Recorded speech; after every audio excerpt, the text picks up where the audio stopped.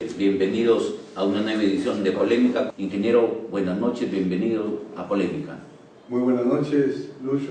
Un saludo a todos los televidentes y listos para dialogar sobre lo que considere conveniente. Ingeniero, hoy día está bastante movido el panorama político, tanto a nivel nacional como regional. Todo a raíz de la aprobación de la ley del servicio civil y el proyecto de ley de la nueva ley universitaria, donde en la capital de la República y en diferentes ciudades del país hay marchas, incluso que han llegado a detenciones por enfrentamientos con la Policía Nacional del Perú. Prácticamente hay personas, hay empleados públicos, incluso parlamentarios que manifiestan que la ley Service no capacitaría, sino sería causa de despidos masivos en las diferentes instituciones del Estado. ¿Qué nos puede manifestar al respecto? Bueno, el gobierno nacionalista, al iniciar su gobierno, manifestó la intención de iniciar una serie de reformas, de grandes cambios, y en realidad lo que se ha hecho es muy poco. La elevación del salario mínimo, luego también la modificación de la estructura de las AFP, también la ley minera, que no ha rendido los dividendos que se esperaba. De tal manera que yo considero que la primera gran reforma que ha implementado este gobierno y que esperemos que dé buenos resultados es la ley del servicio civil, ¿no? Que ha recibido muchas críticas y la mayor parte de trabajadores en diferentes lugares de nuestro país han confrontado con la Policía Nacional y esto tiene visos de que va a continuar. Es cierto, porque hay un antecedente que ellos lo recuerdan, que se produjo en el gobierno de Fujimori, cuando se disminuyó el número de trabajadores en una manera forzada, con incentivos, y los resultados están a la vista. Muchos de los trabajadores que en aquella época lograron acogerse a estos beneficios, después han reingresado nuevamente. Pero al margen de todo ello, los especialistas, y leyendo la ley en sí, abre expectativas de que pueden producirse cambios favorables para lo que es la estructura del Estado en cuanto a la administración pública. Ingeniero, pero causa hasta cierto punto extrañeza que dentro de esto no están comprendidos los servidores del Parlamento de la República, del BCR, de la SUNAT, de aduanas, de la Contraloría General de la República y otros. Los proyectos especiales son regímenes que tienen una serie de beneficios. Sin ir muy lejos, el proyecto Olmos, por ejemplo, todos los trabajadores gozan de una serie de beneficios que están por encima del promedio de los trabajadores. El Banco Central de Reserva, como lo han manifestado los trabajadores del Congreso, Poder Judicial, tienen una serie de beneficios adicionales. Y lo que tiene que buscarse es que haya una carrera pública que comprenda a todos los trabajadores, ¿no? Y esta es una de las razones por las que expresan su disconformidad los trabajadores que están agrupados en los diferentes sindicatos a nivel nacional. Hay muchos servidores que tienen el temor de ser despedidos amparados en esta nueva norma que se acaba de publicar. Una interrogante que tal vez sea un poco precipitada, ¿no? Pero la población quiere saber, y sobre todo los empleados ediles del municipio de la Tierra de la WP, de ser elegido alcalde en las próximas elecciones municipales, ¿está en su plan de gobierno reducir la actual planilla de servidores del municipio de Parreñape? Mira, los trabajadores que tienen sus derechos adquiridos, eso no se puede cambiar, ¿no? Lo que tiene que buscarse es de que no haya un mayor número de ingreso de trabajadores a lo que es la administración pública, si es que no son necesarios, y esto debe producirse mediante el concurso público. Porque lo otro, como ya lo hemos manifestado en anteriores entrevistas, lo que origina es que por corresponder a lo que significa un partidarismo político o por lo que significa una campaña política, ingresan a los municipios, y no solamente en Ferreñafe, ¿no? Se ve en Chiclayo y en todos los municipios del país que ingresan trabajadores por este tipo de afinidad. Y luego de un año o dos, bien sea porque no ha habido el análisis legal adecuado, muchos de estos trabajadores, al suspenderse o cancelarse sus servicios, logran ser reincorporados con el Poder Judicial, y vemos cómo cada vez es mayor el número de trabajadores en el área administrativa, y no así en las áreas técnicas en las que se necesitan profesionales que puedan ayudar en lo que son la elaboración de propuestas, en lo que es la cooperación técnica internacional, y en el caso de los obreros, en lo que son los servicios de limpieza pública, por ejemplo, en donde hay escasez de trabajadores. Bueno, y también porque, dígase de paso, se ha hecho costumbre el negar el justo derecho a los servidores municipales, el derecho a la capacitación. ¿No piensa usted que primero se debe evaluar, que para evaluar primero hay que capacitar también a los servidores? La capacitación tiene que dirigirse a aquellos trabajadores que tienen determinadas deficiencias.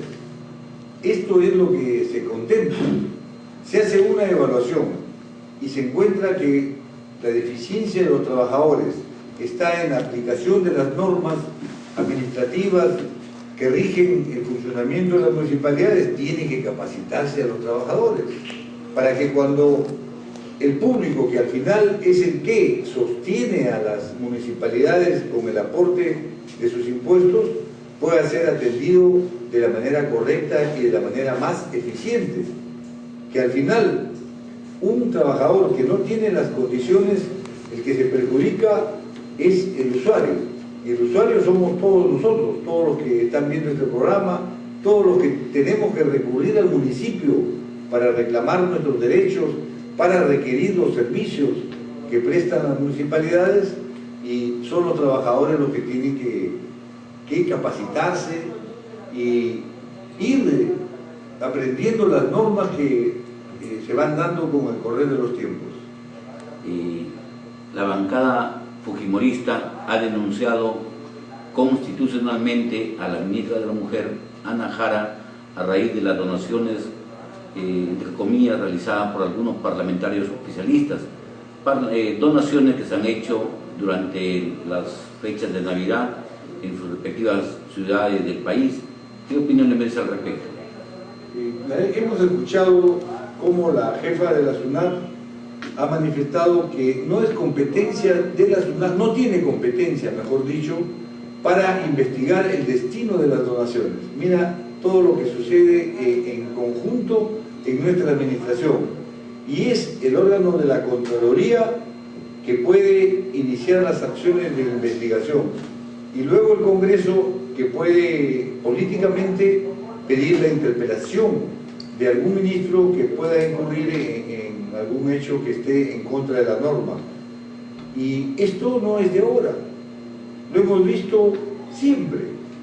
Son los congresistas los que, por la cercanía que tienen políticamente, ¿no? Porque es cierto que la ministra pertenece a determinado partido, el partido de gobierno. Los congresistas que, entre comillas, han accedido a la petición de los alcaldes para que apoyen con el traslado, son oficialistas. Los alcaldes que se han beneficiado en su gran mayoría son del mismo partido. Y esto, de un lenguaje sencillo, es proselitismo político. Pero, por ejemplo, en Lambayeque, en la región Lambayeque, no hay casi alcaldes nacionalistas.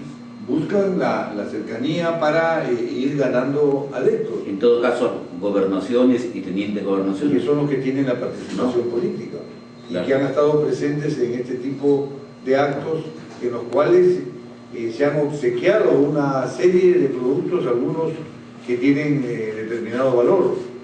Por eso es que algunos proponen que sería mejor que la SUNAT convocase a un remate público y que esos dineros que se obtienen de ese remate sean distribuidos de una manera equitativa para las ciudades que requieran o para los sectores que tengan mayores necesidades, y evitar de esta manera lo que el ciudadano común y corriente lo interpreta como un proselitismo político, ¿no? Esta mañana el presidente, el exmandatario Alan García Pérez, ha declarado ante el periodismo nacional que la investigación que realiza la megacomisión favorece a un proyecto fascistoide. ¿Qué nos puede decir al respecto? Usted que ha estado cerca al presidente García y que ha visto su labor en diferentes lugares del departamento de Lambayeque y en todo el país. Nosotros estamos viendo un entorno en la política nacional que la esposa del presidente juega un rol preponderante.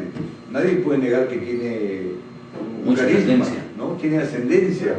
Los ministros les conviene que vaya la esposa del presidente porque eso garantiza mayor presencia del periodismo y tiene una mayor capacidad de convocatoria. Y se ha tejido en base a esta posición de que habría un proyecto, si se quiere, fascistoide, en el sentido de buscar lo que es una reelección conyugal. Y esto se agrava cuando se inician una serie de investigaciones que la mayor parte, los hechos que ha conocido la ciudadanía se deben a filtraciones de las comisiones mismas que están a cargo de la investigación. Y esto se ha dado en el caso... El parlamentario Mulder en una sesión le reclamó a Tejada, que incluso Tejada le pedía que retire, según él, las palabras ofensivas, pero Mulder le dijo en su cara limpia y pelada lo que él pensaba. Y que es lo que el periodismo ha publicado, ¿no? En el caso de García, cuando se han hecho estas invitaciones y se han citado en presencia de parlamentarios del APRA, hay que decirlo también, ¿no? Porque los parlamentarios pueden asistir a cualquier comisión, no le pueden negar, pueden participar en una forma pasiva, inclusive tienen voz, pero no tienen voto. Y en estas reuniones es en donde el presidente García ha manifestado algunos detalles, como cuando defendió al acusado, en este caso de los narcoindultos, y eso ha trascendido. Eso son filtraciones que hace la comisión y que de alguna manera son noticias políticas. Y esto es lo que reclaman tanto los allegados al presidente García como al presidente Toledo, aunque en el caso del presidente Toledo es mucho más evidente la posibilidad de que se haya cometido algún acto delictivo, ¿no? ¿Piensa usted que el presidente Ollanta blinda al exmandatario Alejandro Toledo Manrique, incluso en la cual el Pleno ha pedido facultades para investigar las adquisiciones irregulares hechas por sus familiares de su esposa? Es que lo blinda porque sin esa alianza con el partido Perú Posible no se podría haber aprobado, por ejemplo, la ley del servicio civil. Por conveniencia lo blinda. Es que es una necesidad política. Para poder elegir al presidente del próximo periodo legislativo del Congreso se requieren los votos del partido oficial más su aliado, que en este caso es Perú Posible.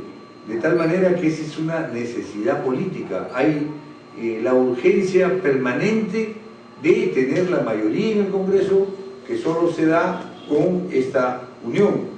Para quitarle el blindaje a Toledo, tendría que previamente buscarse una alianza con un partido o con los movimientos que suplan los votos que tiene en este caso Perú Posible. El Parlamento de la República aún no elige a los miembros del Tribunal Constitucional, el Defensor del Pueblo. El presidente del Tribunal Constitucional, doctor Óscar Urbiola, los ha calificado de incapaces.